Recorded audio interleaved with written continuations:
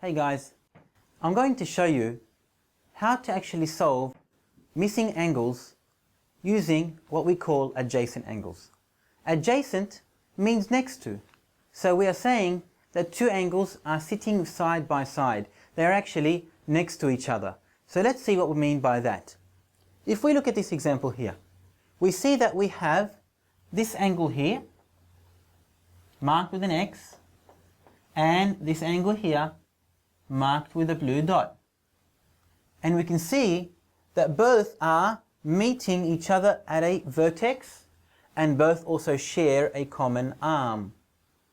So here we can tell that both of them make one large angle. Let's see how this actually works and how will we use adjacent angles to find missing angles that we are needing to solve. In this case here, we have an angle marked with 20. We have another angle marked with a missing number, and we've put X to say that we have a missing number we would like to find. We know that the total of the two angles is 30 degrees. So if this was 20 and this is missing, and we know the total is 30, that means X must be 30 degrees, which is the total, minus 20 degrees. So we are saying 30 is the total, take away the 20, we are saying X is 10 degrees. 30 is the total, take away the 20, X must be 10 degrees. And in mathematics, very important, we have to give a reason for our answer. When we're working with geometry, there's a special topic called reasoning in geometry. So here, we're going to learn how to reason. So we have found out that X is 10 because we said 30 take away 20. Now, we're going to write our reason. And in fact, if your test or the question says, give reasons for your answer, and you didn't give reasons, you're going to make a mistake, you're going to lose marks, and sometimes maybe even get a 0 for not putting the reason. Now here, because this is adjacent angles, we say X is 10, and we write our reason, adjacent angles. Very, very easy. So we've justified our answer. We said X is 10 degrees. Why? Because they are adjacent angles. Let's use another example. Hopefully you'll get a better understanding. Once again, we look at these angles here and we notice, hang on, these look like adjacent angles. They both share a common arm and they both are meeting at a vertex. We also realize that the total of both angles is 130 degrees. So this angle here plus that angle there, total 130 degrees. However, we've been told that B is missing. This angle here is missing, so let's work it out. B equals to the total 130, take away the 70.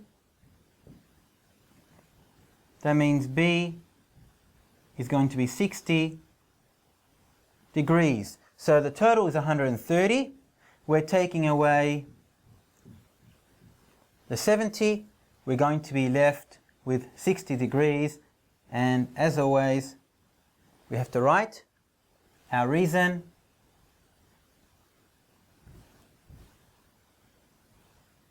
Adjacent angles is the justification. We are reasoning, we are saying B is 60 because these two are adjacent. They both make up 130. 130, take away 70, B must be 60 degrees. Let's look at a third example. Hopefully now you're getting better and better at understanding this. Maybe you want to pause the video and see if you can do this one yourself and then check afterwards. Okay, we know that we have two angles. We have this angle here is 110 degrees and this angle here is 120 degrees. We know they are adjacent because they have a common vertex and they share a common arm, so they are adjacent, they are sitting side by side next to each other. And we know that in total, they all, both together, make y, which is the total of both together. So in total, we want to know what y is. Y is the total of this angle here plus that angle there. Y equals 110 degrees plus 120 degrees. Y must be 230 degrees. Reason? Adjacent angles. That's our reason. We are saying 110 plus 120, they are adjacent angles. They make the total of 230 degrees.